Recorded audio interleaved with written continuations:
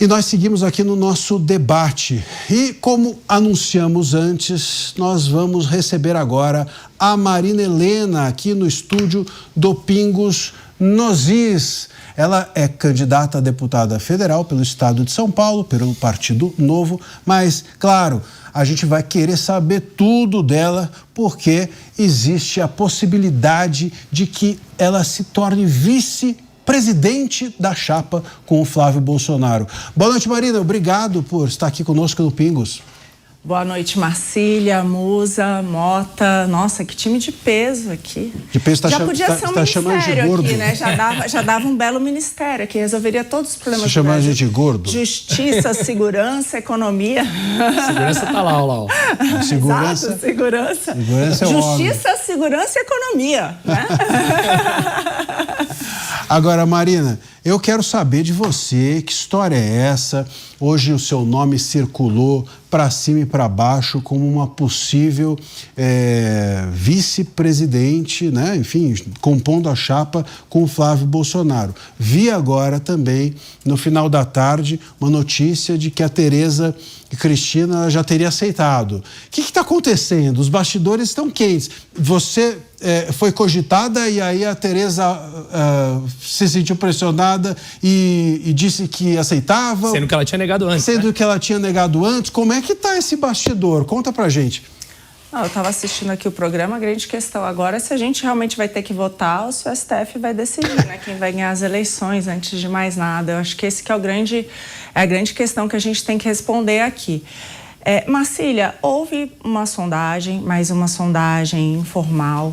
Não acredito, não cheguei a ter nenhum convite vindo de fato da coordenação do Flávio. Podemos saber de quem foi a sondagem? Quem te sondou? Não, eu imagino que é o seguinte, eu trabalhei no governo Bolsonaro, né, a convite do ministro Paulo Guedes, fiz um trabalho, fui ali responsável, né, pelas estatais, eu vi tudo que o PT fez com as estatais e eu acho que eu fiz bons amigos e pessoas que, né, que têm a mesma visão de mundo que eu. Tem várias pessoas hoje que trabalham ali que têm essa mesma visão de mundo, que compartilham a mesma visão de mundo, então, que são de direita, conservadores, que defendem, né, um Estado menor, né, que defendem essa agenda que a gente defendeu ali. Eu imagino que algumas pessoas talvez tenham pensado no meu nome. Mas é importante dizer que, assim, tem uma qualidade que eu sempre, que eu admiro muito, e todo mundo que convive comigo sabe disso, né? Que primeiro é lealdade e coerência. E hoje eu sou candidata a deputada pelo Partido Novo e o Novo tem um candidato à presidência, que é o Romeu Zema. Mas você não foi cotada para ser vice do Zema? Porque é engraçado ser cotada para ser vice do Flávio, mas não está cotada para ser vice do Zema. Não é estranho? Até caiu. O clima pesou.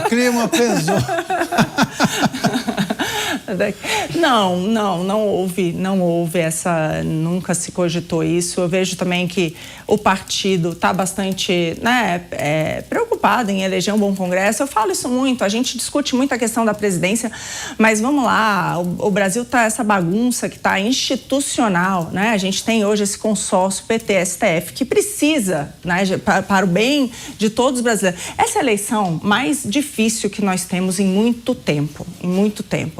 E é óbvio, né? O próximo presidente vai indicar 4 ministros do STF. Outra coisa, mais um mandato do Lula, acabou, né? Como economista, a Musa sabe tão bem quanto eu, a gente vai sentir saudade da Dilma, essa que é a realidade, porque o que o Lula já contratou, a gente está vivendo uma ficção, a gente está à base de esteroides, ele gastou tudo e mais um pouco, é pior do que o do governo Dilma, gastou muito mais do que nos outros governos dele. Eu não sei como é que está permitindo, é uma coisa absurda, entendeu? Então a gente está numa situação muito limite. Agora, nós não chegamos aqui só por culpa do Lula e o STF não fez tudo isso só por conta, né, do Lula. Isso tudo tem a ver com a mesma coisa, que nós temos hoje um Congresso que simplesmente se omitiu completamente, aceitou tudo que o Lula fez. Isso é um ano eleitoral, gente. Jamais poderia estar sendo feita essa injeção de dinheiro que está sendo, de compra de voto que está sendo.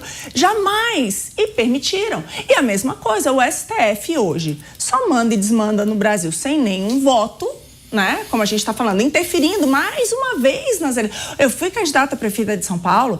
Que isso? O X foi derrubado. Em 24. Assim, bom, agora a gente está falando de censura, né? Estão aí. Então, enfim, a gente está vendo tudo que está acontecendo aqui e eu falo, a culpa é do Congresso Nacional. E, aliás, o Bolsonaro, na última manifestação da qual ele participou, ele falou, me deem metade do Congresso. Então, o Novo tem isso. Eu vejo que eu sou candidata a deputada federal, acho que dos nomes aí importantes da chapa no Brasil, e por isso que eu acho que é algo que é ponto pacificado. Acho que por isso que nunca cogitaram, não cogitaram meu nome como vice do Zema. Olha, a nossa rede de rádio está de volta do break também. Bem-vindos outra vez. E agora, se você... cotada para cá, cotada para lá. Mas se Zema ou se Flávio te chamarem para vice, você topa? Marcília, o meu trabalho é pelo Brasil. Eu faço isso desde 2019. Em 2019, o Guedes me chamou para ir para Brasília e eu vi o que dá para ser feito. Exatamente o contrário do que está sendo feito agora. Muita coisa foi feita. Olha, eu vou falar só... As pessoas não têm noção da diferença que faz. Eu acho de uma irresponsabilidade. Em algum momento, se cogitar ou não ir votar, ou o voto, pregar um voto nulo. Ou eu acho que talvez a direita inteira esteja morrendo de medo do Lula ganhar mais uma. E cada um tem a sua preferência de quem pode ser mais forte no eventual segundo turno. Isso o brasileiro vai decidir. Mas, assim, eu tenho a certeza absoluta que todo mundo tem que fazer tudo o que puder para tirar esse consórcio que está aí. Porque senão a gente não vai aguentar, esse é o ponto. Eu mudei a minha vida completamente desde 19, eu fui para Brasília, eu cuidei das estatais, eu vi o que foi feito. Assim, se a gente soma lucratividade mais aumento de ativo das estatais, queda de dívida, a gente está falando de R$1,3 trilhão. Olha, foi possível, a gente atravessou uma pandemia sem aumentar imposto e sem aumentar dívida, algo que não aconteceu no mundo, Musa sabe, por conta muito das estatais. Então, assim, o que eu vi ali, a terra arrasada que o PT deixou, dava um livro policial, não é de economia, entendeu? Então, eu sei do que a gente está lidando, gente. Assim, é muita, eu vejo, irresponsabilidade, a gente não ter ideia do tamanho. Eu acho que faz parte, no primeiro turno, de cada um, né, ter a sua oportunidade. Aconteceu isso comigo na Prefeitura de São Paulo. Eu concorri, né? E, no final das contas, eu fui a primeira pessoa a apoiar ali o Nunes no segundo turno, porque o Boulos não dava. Então, cada um tem que ter o seu senso, eu acho que, de responsabilidade nessa história toda. Eu não posso responder isso. Isso não foi, de forma alguma, um convite formal. E, de novo, eu faço parte do Novo. O Novo hoje tem candidato, que é o Romeu Zema, mas eu tenho certeza que no segundo turno todos nós estaremos juntos, porque a gente precisa tirar o PT do poder. E você também não está a par desse bastidor da Tereza ter anunciado, você não participou dessa movimentação que também está saindo? De forma alguma. Conheci a Tereza ainda, né, em Brasília, durante o Ministério, inclusive tinham estatais que eram, né, do Ministério da Agricultura, sem dúvida, é um excelente nome, mas não estou... É importante dizer também, né, que no caso da Tereza precisaria da anuência do Ciro Nogueira. Sim. Então, também não ela basta... falou, mas não isso foi também é importante que as formalizado. pessoas entendam. Não é também essa coisa de querer, não querer, né? Não existe candidatura hoje independente no Brasil. Então, se ela quiser, o partido tem que aceitar, senão não tem negócio. Ô Marina, antes de passar aqui para os meus colegas, mas eu vou te jogar duas perguntas. Uma, a nossa enquete, inclusive. Você acha que hoje vice serve para alguma coisa?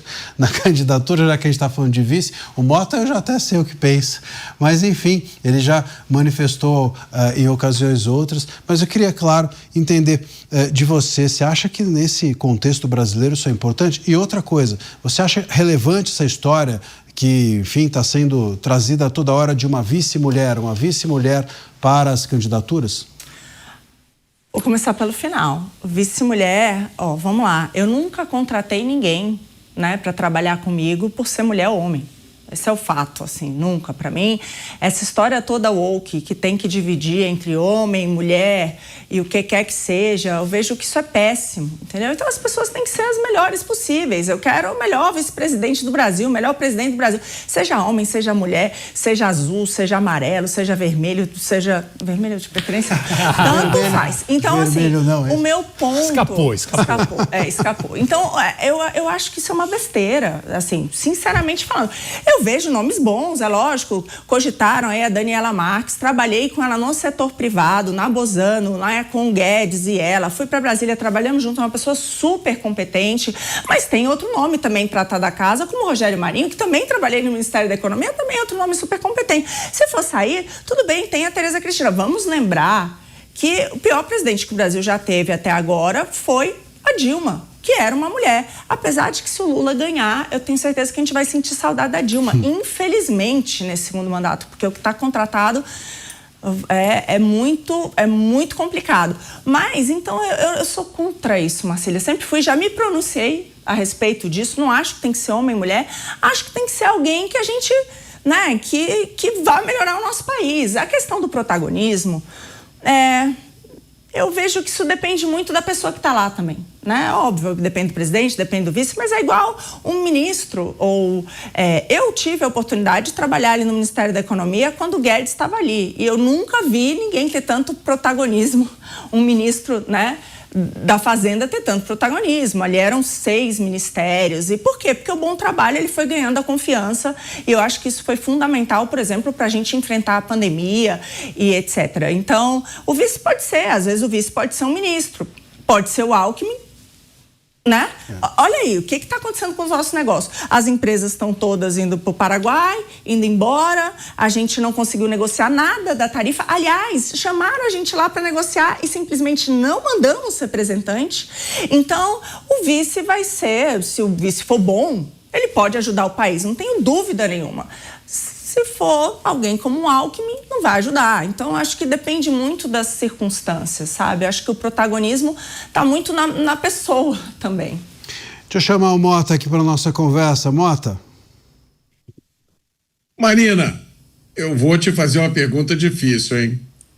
Qual é o melhor caminho, ou qual é o caminho para o Brasil resolver a crise institucional criada por esse ativismo judicial descontrolado das nossas cortes? Mota, para mim o caminho é um só.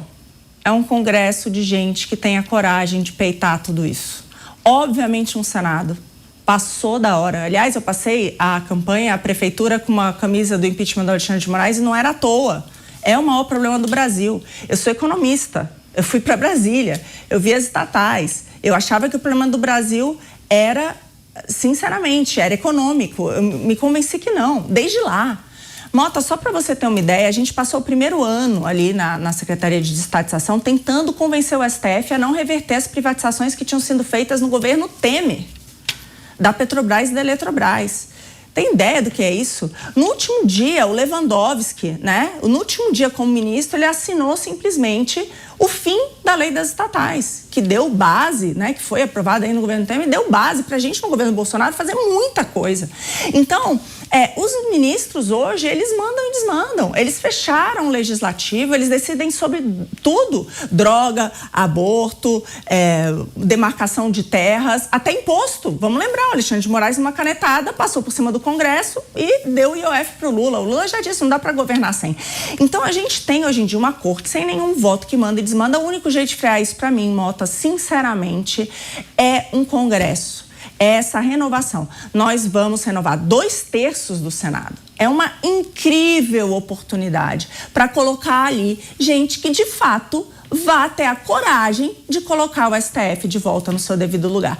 Fora isso, mesmo no Congresso Nacional, olha, o Van Hatten fez aí uma CPI de abuso de autoridade, tem ali, né, dá para, assim, você pode, obviamente, convocar, fazer um papel. Então, a gente precisa disso. O outro ponto é óbvio, o próximo presidente da República vai ser muito importante, porque até quatro ministros podem ser trocados.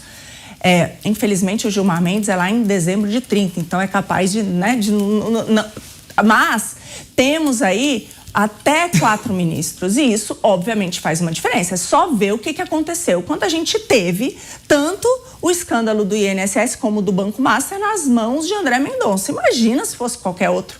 Agora, é muito triste, né, pensar que a gente só tem um André Mendonça, que a gente tem que ficar rezando para cair nas mãos dele. Então, eu acho que é uma combinação. Por isso que é tão importante essas próximas eleições. Marina, prazer estar contigo aqui novamente.